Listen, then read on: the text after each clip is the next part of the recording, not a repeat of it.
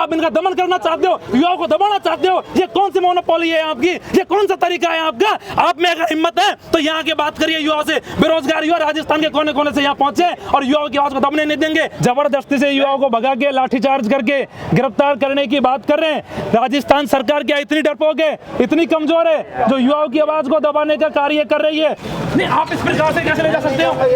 नहीं नहीं नहीं, इनकी मांग क्या है? ये बेरोजगार है, आपसे बस ये मांग कर रहे हैं कि आप जिस बिल को लेके आए हो आप ये बता दीजिए कि ये बिल कैसे सही है, आप समझा दीजिए कि ये बिल कैसे सही है। राजस्थान के युवा शांतिप्रिय ढंग से चले जाएंगे, लेकिन अब जबरदस्त तरीके से अगर डिटेन करते हो, गिरफ्तार करते हो तो ये भजनलाल सरकार की नाकामी है। युवाओं के हितों पे तो काम कर नहीं पा रही, आप उल्टा आवाज को दबाने का कार्य कर रहे हो। राजधानी ने आज मैसेज दे दिया है कि युवा जागरूक है, युवा समझदार है, मूर्ख नहीं है, पढ़े लिखे लोग हैं, सब लोग अपना अधिकार छीन के लेना जानते हैं। तो भजनलाल जी हमारी रोटी छीनेंगे तो मुंह से निकाल लेंगे, ये भजनलाल जी को हम कहना चाहते हैं। अभी तो लिए अंगड़ाई, आगे और लड़ाई।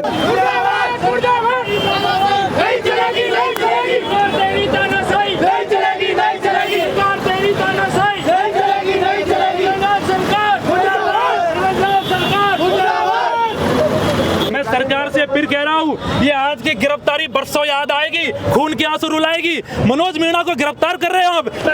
ये बता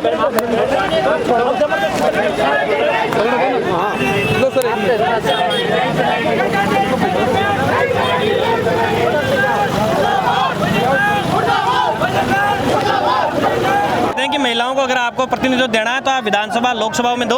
नारी वंदन अधिनियम सरकार लेके आई, केंद्र सरकार, उसको इन्होंने लटका दिया। अगर इनको देने की मंशा होती है, केंद्र में बीजेपी की सरकार है, स्टेट में बीजेपी सरकार है, इनको अगर देने की मंशा होती है तो उसको लागू करो ना। पहले हम कोई आरक्षण विरोधी नहीं है कि महिलाओं का आरक्षण क्यों दे दिया, हम वो भी विरोध नहीं करते। हम दो, जिसकी जितनी आबादी उसको उतना दो। ऐसा नहीं है कि एक वर्ग को आप पूरे को जीरो कर दो और दूसरे वर्ग को आप ज्यादा दे दो। नमस्कार, मेरा नाम है अभिषेक जाखड़ और आप देख रहे हैं आरजे टीवी 24। इस वक्त मैं मौजूद हूं जयपुर में और जयपुर के अंदर शहीद स्मारक पर। भजनलाल सरकार को 6 महीने हो गए और 6 महीने बाद एक बार फिर युवा सड़कों पर है और यहाँ मैं इस वक्त मौजूद हूँ जहाँ पर कुछ मेरे साथ युवा साथी खड़े। इनसे जानते हैं कि किस वजह से भजनलाल सरकार को घेरा जा रहा है, क्योंकि पिछले दिनों लोकसभा के चुनाव हुए। लोकसभा के चुनाव के ठीक बाद युवाओं ने फिर सरकार को घेरना शुरू कर दिया। आइए जानते हैं। राम राम सा। राम राम सर। राम राम। क्या नाम है भाई? पहले तो हमारा नाम सुनील चौधरी है। सुनील भाई, के कारण आज ये युवा मंडली है जो भजनलाल सरकार ने घेरने के लिए इकट्ठी हुई है? देखिए, ये युवा थोड़े दिन पहले, 3-4 दिन पहले भजनलाल सरकार ने एक फैसला लिया था, हॉरिजॉन्टल रिजर्वेशन को 30% से बढ़ा करके 50% किया, महिलाओं का जो था उसके खिलाफ ये सारा युवा यहाँ आया है कि ये फैसला सरकार का गलत है। महिलाओं की आबादी चूंकि जितनी है उतना उनको अधिकार दे दिया गया, 50%, 48% के आधार पर इनकी आबादी है, उससे अधिक महिलाओं को नहीं दिया जाए। इसके लिए प्रदेश के कोने से हजारों की संख्या में युवा आए हैं, आप देख पा रहे हैं। अच्छा, ये इतने युवा साथी हैं, अब आगे की क्या रणनीति रहेगी? अभी तक तो आपकी तरफ, सरकार की तरफ से कोई आश्वासन नहीं मिला है, ना कोई मंत्रिमंडल या कोई अधिकारी आपसे मिला है? देखिए, अभी बातचीत चल रही है, अंदर प्रशासन भी हमारे साथ है, सब लोग बातचीत कर रहे हैं कि जल्द अंदर से फैसला है। भजनलाल जी से मुलाकात के लिए हमारी मांग है कि मुख्यमंत्री साहब से हम बातचीत करें कि फैसला आपने किस आधार पर लिया, कौन सा आपने सर्वे कराया कि महिलाओं का प्रतिनिधित्व नहीं है। मैं कह रहा हूँ, आपने थर्ड ग्रेड भर्ती के अंदर फैसला लिया है, ऑलरेडी महिलाएं यहाँ तो 50% ज़्यादा है, एक्सेस में है। ऐसा तो है नहीं कि उनका जितनी 30% उनका है उससे ज़्यादा संख्या के अंदर महिलाएं आ रखी हैं, ऐसा तो है नहीं। और भी बहुत सारी जगह जहाँ महिलाओं का प्रतिनिधित्व है वहाँ आपको पहले शुरुआत करनी चाहिए थी। महिला टीचर में तो आपको पता, सबको पता है कि नहीं है, इसलिए हम बातचीत करें कि आपने कौन से आधार पर यह फैसला लिया है वो आप हमें बताएं। बाकी हम कोई आरक्षण विरोधी नहीं है कि महिलाओं का आरक्षण क्यों दे दिया, हम वो भी विरोध नहीं करते। हम दो, जिसकी जितनी आबादी उसको उतना दो। ऐसा नहीं है कि एक वर्ग को आप पूरे को जीरो कर दो और दूसरे वर्ग को आप ज्यादा दे दो, ये बात हम कर रहे हैं। जब से ये रिजर्वेशन को लेकर ये आया है तब उसके बाद से मैं सोशल मीडिया पर लगातार देखता जा रहा हूँ, एक पोस्ट बहुत ज्यादा वायरल हो रही है जिसमें कहा जा रहा है कि पहले करना है तो सरकार के अंदर मंत्रिमंडल है उनके अंदर 50% रिजर्वेशन कीजिए, जो गवर्नमेंट की और अधिकारी हैं जो हायर अपर लेवल के उनके अंदर 50% का रिजर्वेशन कीजिए। इसको लेकर क्या कहना है? देखिए, ये है कि ये बात हम भी ये कहते हैं कि महिलाओं को अगर आपको प्रतिनिधित्व देना है तो आप विधानसभा लोकसभा में दो। नारी वंदन अधिनियम सरकार लेके आई, केंद्र सरकार, उसको इन्होंने लटका दिया।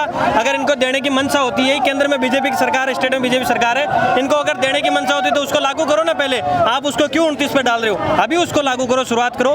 20 महिलाएं विधायक है अभी राजस्थान के अंदर, बीजेपी में भी 9-10 महिलाएं, 2 को मंत्री बना रखा है। आप यहाँ भी उनका प्रतिनिधित्व 50% दो ना, महिलाओं को मंत्री क्यों नहीं बनाते हो? इतने बोर्ड हैं, आरपीएससी है, तमाम संस्थाएं हैं, उनमें महिलाएं क्यों नहीं है? आपको अगर शुरुआत क्या पढ़ी लिखी महिलाएं नहीं है क्या?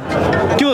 वो ये सब युवा यही कह रहे हैं कि आप उनको प्रतिनिधित्व देना चाहते हो तो सब जगह दो, ऊपर भी दो और सब जगह दो। जहाँ नहीं है वहाँ पहले शुरुआत करो। ऐसा नहीं है कि अभी जैसे एक भाई पोस्टर ले रखा था, अभी तो लिए अंगड़ाई, आगे और लड़ाई है, तो आगे क्या रणनीति रहेगी? आगे लड़ाई यही है कि एक बार बातचीत हो जाए। अगर सरकार का रुख यही रहता है, सरकार इसको नहीं चेंज नहीं करती है या बातचीत नहीं करती है, तो फिर वही विधानसभा घेराव या कोई बड़ा प्रदर्शन राजधानी के अंदर करेंगे। तमाम युवा का ये कि आज कितने लोगों की संख्या आई है? आप देख सकते हो हजारों की संख्या में युवा है, 3-4 हज़ार तो है ही कम से कम। अच्छा, अच्छी संख्या है। मतलब 3 दिन के अंदर सरकार को ये लगे कि ऐसे ही है 3 दिन। कल बाड़मेर में भी घेरा गया था। बिल्कुल, पूरे प्रदेश के कोने कोने में आंदोलन होंगे।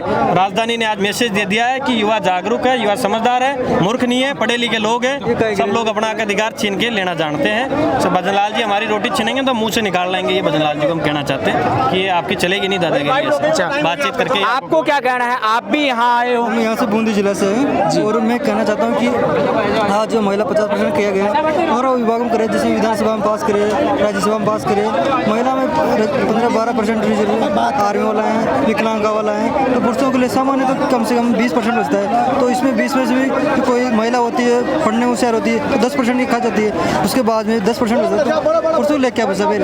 तो पुरुषों के ऊपर पूरा वजन होता है, उसके लिए क्या करेंगे पुरुष? इसलिए आज आंदोलन कर रहे हैं बूंदी जिला से हैं। जी, जैसा कि आप देख सकते हैं कि इस वक्त मैं शहीद स्मारक पे मौजूद हूँ और यहाँ पे शहीद स्मारक पे धरना प्रदर्शन चल रहा है और यहाँ पे पुलिस का जो जाब्ता है वो भी एकदम तमाम सिस्टमेटिक तरीके से यहाँ पे किया गया है। यहाँ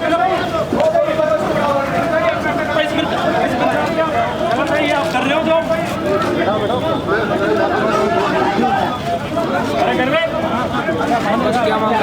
सरकार ने, राजस्थान पुलिस ने पहले परमिशन दी, उसके बाद में इन्होंने वो लेटर को जारी नहीं करने दिया और उसके बाद में जबरदस्ती से युवाओं को भगा के लाठीचार्ज करके गिरफ्तार करने की बात कर रहे हैं।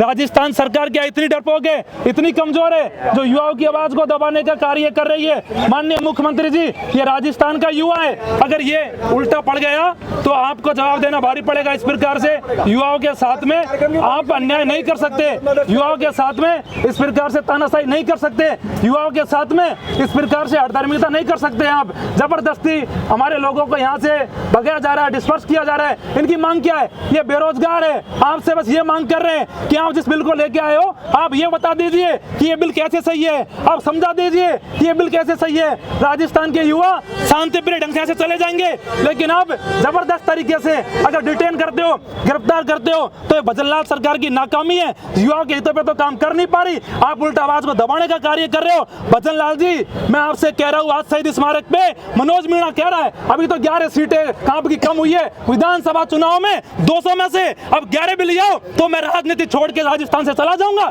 आप इनका दमन करना चाहते हो, युवाओं को दबाना चाहते हो, ये कौन सी मोनोपोली है आपकी? ये कौन सा तरीका है आपका?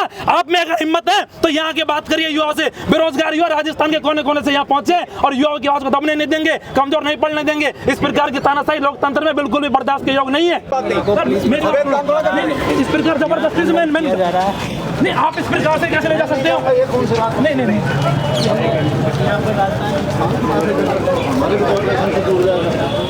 आपको दबना नहीं है, आपको पीछे नहीं हटना, आप धैर्य बनाए रखिए, शांति बनाए रखिए। आप सबसे मैं कहना चाहता हूँ कि जबरदस्ती इस तरीके से गिरफ्तार करके और आवाज को दबाने का प्रयास कर रहे हैं। अरे भाई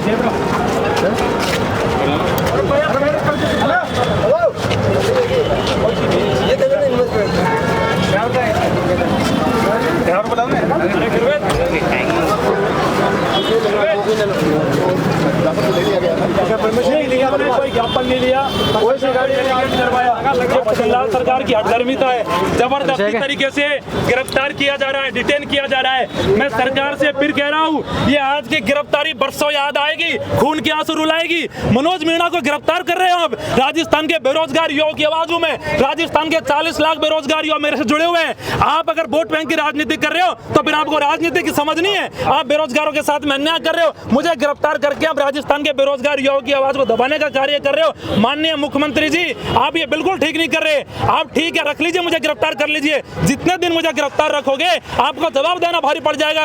मनोज मीणा कह के जा रहा है, मुझे विश्वास है मेरे राजस्थान के युवाओं के ऊपर, आपकी कुर्सी अगर नहीं हिल जाए तो मेरी गारंटी है आप कर लो गिरफ्तार, कोई दिक्कत नहीं है। लेकिन ये युवा कमजोर नहीं पड़ने वाले और मजबूती से संघर्ष करेंगे, डट के मुकाबला करेंगे सरकार से। और मैं धन्यवाद देता हूँ पूरे मीडिया साथियों को जो लगातार इस आवाज को उठाने में बेरोजगारों के लिए मदद कर रहे हैं। और सरकार ये देख रहे हो, ये जिस प्रकार से कृत कर रही है, आवाज को दबा रही है कि आप इधर देखो, इधर युवाओं को भगा दिया, इधर देखो, इधर से युवाओं को भगा दिया, जगह जगह युवाओं को भगाने का कार्य कर रहे हैं। अब जबरदस्ती इस प्रकार से